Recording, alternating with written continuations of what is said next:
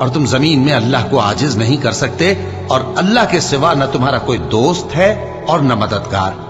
اور اسی کی نشانیوں میں سے سمندر میں چلنے والے جہاز ہیں پہاڑوں جیسے۔ اگر اللہ چاہے تو ہوا کو ٹھہرا دے کہ جہاز اس کی سطح پر کھڑے رہ جائیں۔ ہر صبر اور شکر کرنے والے کے لیے ان باتوں میں قدرت کے نمونے ہیں۔ یا ان کے اعمال کے سبب ان کو تباہ کر دے اور بہت سوں کو معاف بھی کر دے۔ اور سزا اس لیے دی جائے کہ جو لوگ ہماری آیتوں میں جھگڑتے ہیں وہ جان لیں کہ ان کے لیے کوئی جائے فرار نہیں۔ لوگوں، جو مال و متاع تم کو دیا گیا ہے وہ دنیا کی زندگی کا ناپائیدار فائدہ ہے، اور جو کچھ اللہ کے ہاں ہے وہ بہتر اور باقی رہنے والا ہے، یعنی ان لوگوں کے لیے جو ایمان لائے اور اپنے پروردگار پر بھروسہ رکھتے ہیں،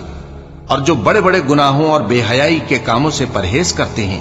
اور جب غصہ آتا ہے تو معاف کر دیتے ہیں، اور جو اپنے پروردگار کا فرمان قبول کرتے ہیں اور نماز پڑھتے ہیں اور اپنے کام آپس کے مشورے سے کرتے ہیں، اور جو مال ہم نے ان کو عطا فرمایا ہے اس میں سے خرچ کرتی ہیں، اور جو ایسے ہیں کہ جب ان پر ظلم و زیادتی ہو تو مناسب طریقے سے بدلہ بھی لیتی ہیں، اور برائی کا بدلہ تو اسی طرح کی برائی ہے، مگر جو درگزر کرے اور معاملے کو درست کر دے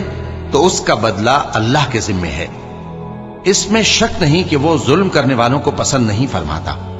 اور جس پر ظلم ہوا ہو اگر وہ اس کے بعد انتقام لے لے تو ایسے لوگوں پر کچھ الزام نہیں۔ الزام تو ان لوگوں پر ہے جو لوگوں پر ظلم کرتے ہیں اور ملک میں ناحق فساد پھیلاتے ہیں، یہی لوگ ہیں جن کو تکلیف دینے والا عذاب ہوگا۔